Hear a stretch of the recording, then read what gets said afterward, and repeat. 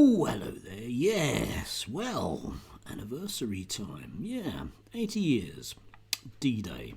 So there'll be a lot today. There was a sort of bubbling amount yesterday, but there'll be a lot today about the anniversary of the invasion of France to liberate Western Europe from the tyranny of Nazi Germany.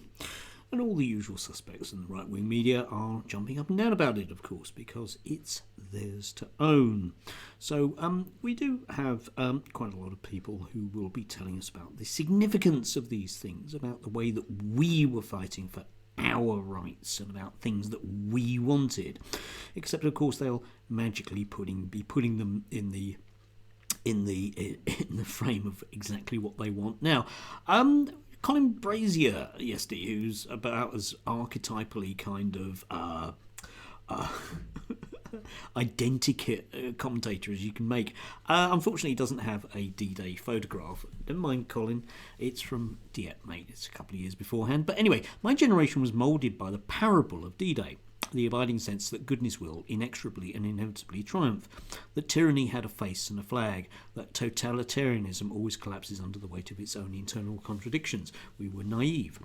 No, we weren't, Colin. It's just that you've decided to put that in a very negative sense. It's this idea that they, it means people like me, are ruining things. Yes, the new battle must be fought, in his mind, against people like me, despite the fact that I actually do have a very good understanding of D-Day and my history. We get the usual sort of racist nonsense from Darren Grimes. I think we probably ought to incorporate some form of ancestry into family backgrounds for children at school. Okay then, I think they do that already, but anyway, if kids feel a connection to their past and the amazing men and women who filled it, they will feel a connection to that past and the horrors of wars that filled it. Okay then, yeah, it's a kind of okay then, a view of history, Darren. I don't think you mean their history, Darren. I think you mean your history, or at least your imagined version of history. And, at the other end of the spectrum, we have all the usual kind of right-wing guff. All those fans of Mosley like Paul Golding, because you can trace that ancestry exactly to that lineage. That will be telling us about how glorious the past was and about what people fought for. And in his imagined future, people were fighting not to have Muslims in the country. Well, I don't think so, you see.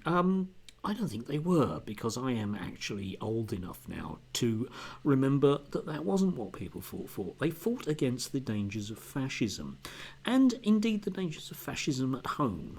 One of the reasons why we locked up Mosley during the war was for that very, very particular reason, because the guy was a menace, and he continued being a menace after the war, and he continued being a menace when he was involved in the National Front in those early days, and his influence was a menace when it was the BNP, and his influence continues to be a menace to all of us, because it isn't simply about not wanting foreigners. It's about a particular view of humanity that was consigned to the grave, because those very, very old people, as they are now, that will be, not hopefully thrown under a bus, didn't want future generations to be thrown under a bus. And that's why, just for today, I want to share this photograph, which is one of my favourites from the Second World War.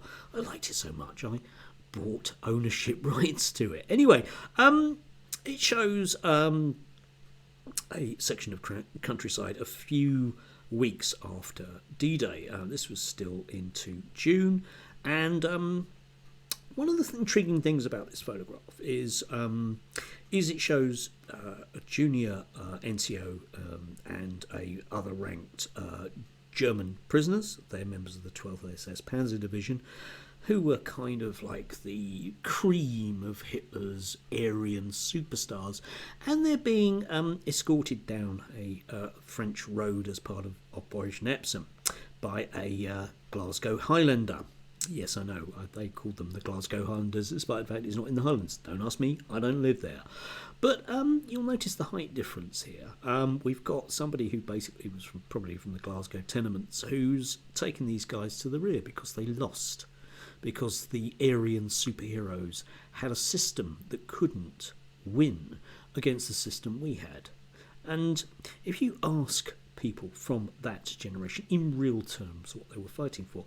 They were fighting so that people like that wouldn't have that innate superiority over others, because that's the real problem with people like Mosley and with people like Paul Golding and with people like Darren Grimes, because they assume an innate superiority over others, which is a very dangerous thing to have.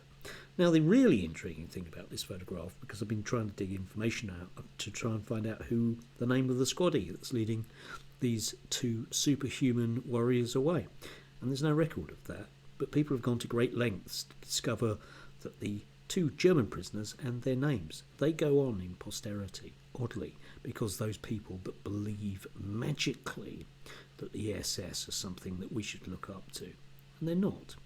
They are disgusting human beings who've been led down a very, very nasty path by vicious propaganda. Perhaps something that someone like Darren Grime, or maybe even Colin, should reflect upon at this time.